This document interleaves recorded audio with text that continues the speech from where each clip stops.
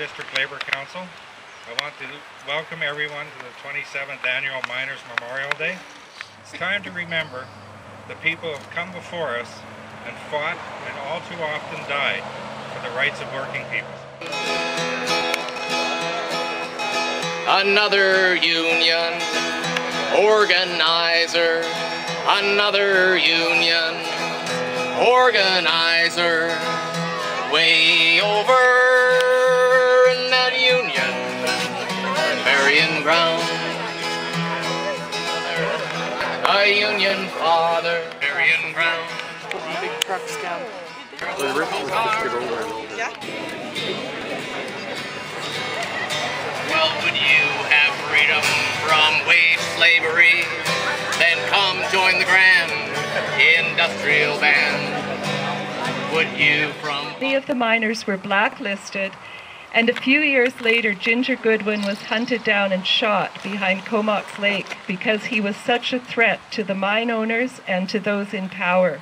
Those stories, and they were told with such pride. Here today in Cumberland, you are that pride, carrying on the work of those miners.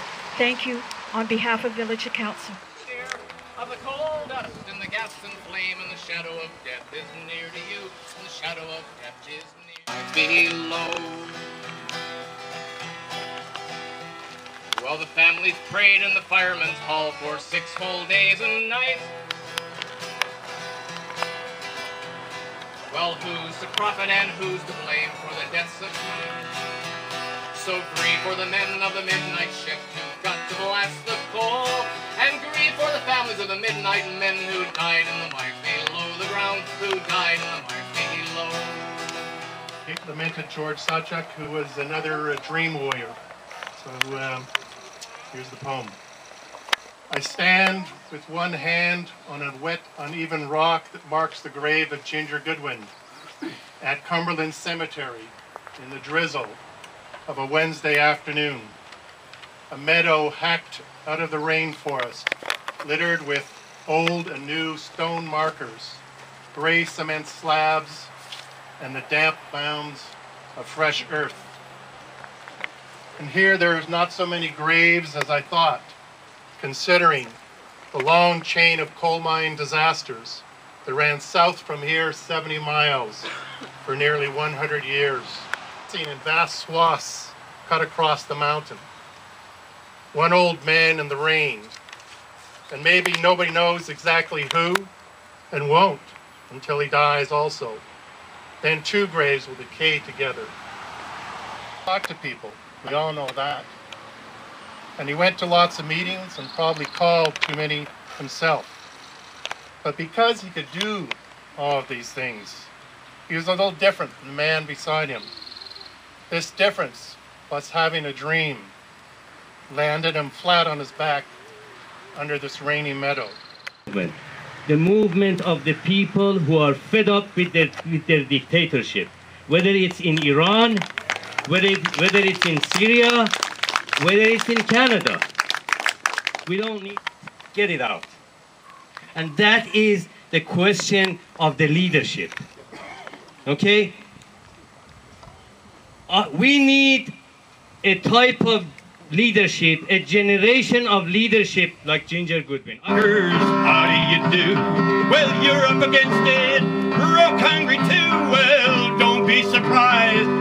You recognize you can always tell a slave by the look in his eyes. You want what I want, that's liberty. Your frowning face seems to tell it to me. Where there's a will, Bill, there's a will, Bill. So listen to what I say. Are you a wobbly? Then listen, buddy. Well, that one big union, it beckons to you, the workers' union. Thank you very much.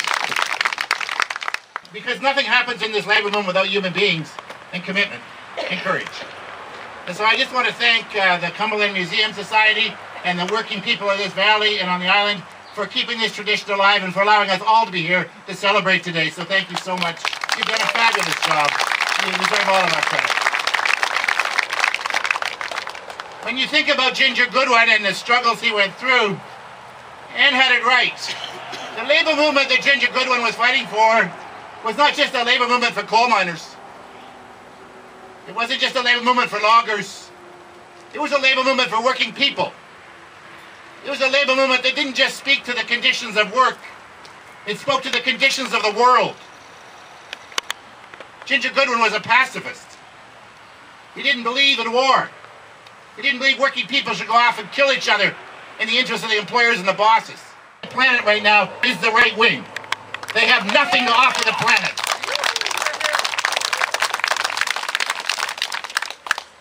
In 1912, the miners were locked out after they went off the job for one day, when the 2 people taking care of safety were fired for reporting gas in the mine.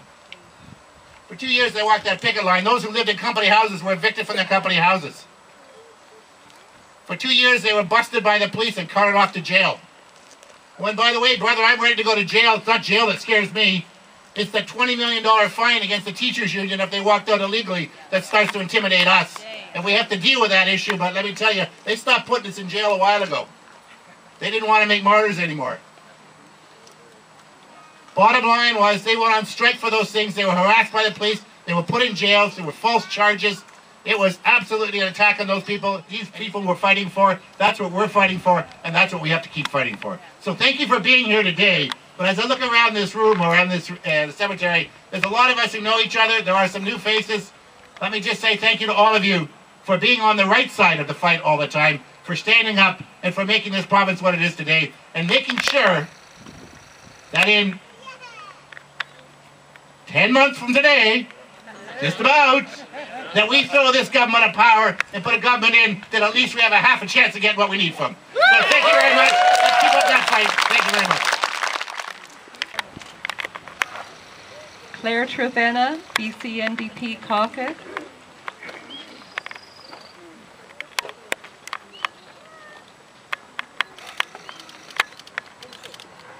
John Snyder, Coal Watch, Comox Valley.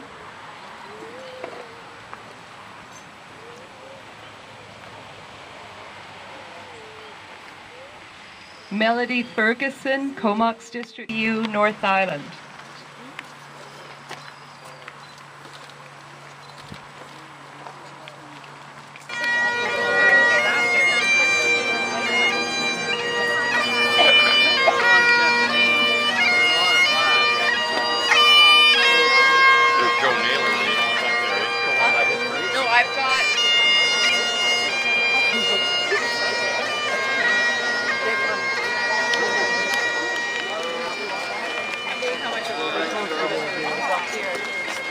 But there is room.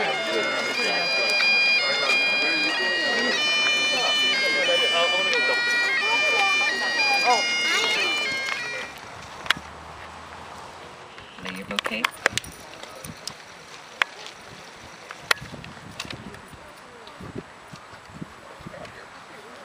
We gather on Miners Road, lay at the stone a wreath and a rose, and pray for a better day.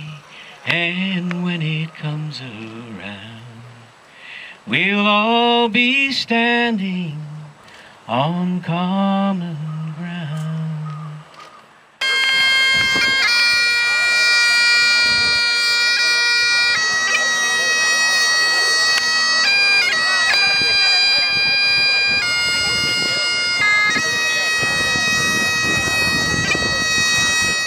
Miners gave their lives, and the story that's somewhat untold that we're really working on telling more of is the story of the Chinese and the Japanese miners, and their blood, sweat, and tears are as much a part of our history here as all the other miners.